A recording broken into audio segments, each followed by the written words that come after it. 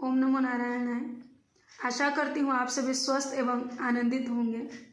मित्रों, हम पहले सत्र में चर्चा कर रहे थे कि भक्ति क्या है, क्या हम भक्त हैं या हम जिस मार्ग में चल रहे हैं क्या वो सच में भक्ति है। इसी सत्र को आगे बढ़ाते हुए हम सबसे पहले श्रीमद् गोस्वामी तुलसीदास जी द्वारा रचित श्री रामचरितमानस में जो श्री राम जी का और माता शबरी का नवधा भक्ति के ऊपर वर्णन है, उसी के विषय में आज हम चर्चा करेंगे।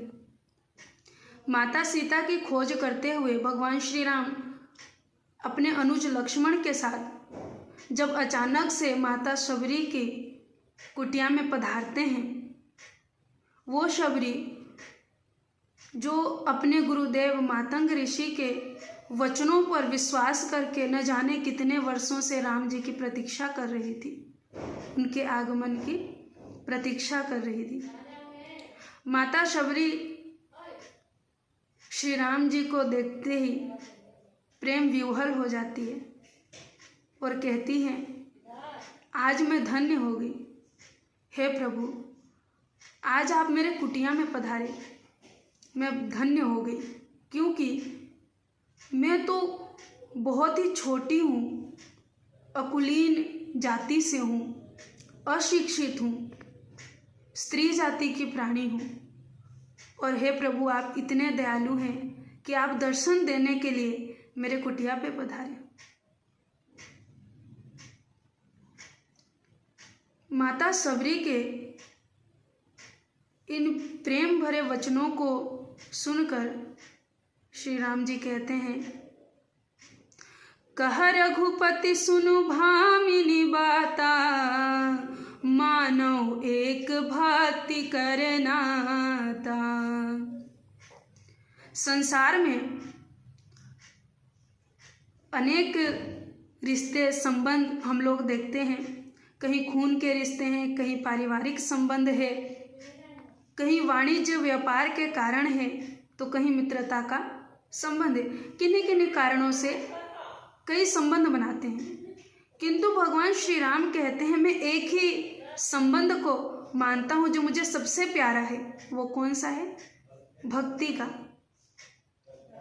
भक्त और भगवान का।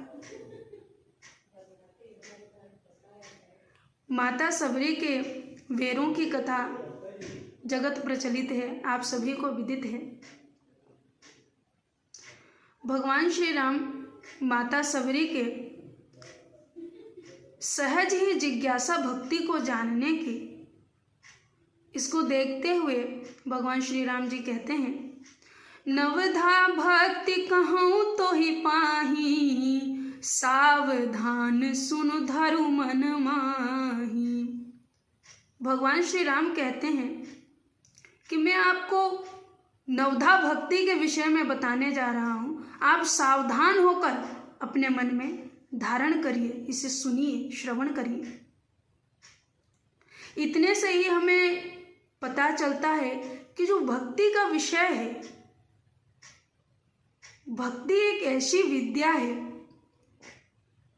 जिसे अपने हृदय में धारण करने के लिए, अपने जीवन में उतारने के लिए, भक्त बनने के लिए, भागवत बनने के लिए क्या होना पड़ेगा? भक्त को अत्यंत सतर्क और सावधान होना पड़ेगा।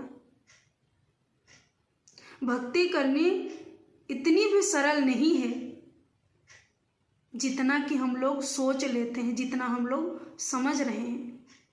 इसी एक वाक्य से, भगवान श्री राम जी के एक वचन से बहुत सारी बातें स्पष्ट हो जाती हैं, क्योंकि कहते हैं सावधान होकर सुनो और अपने हृदय में धारण करो। तो भक्ति क्या है?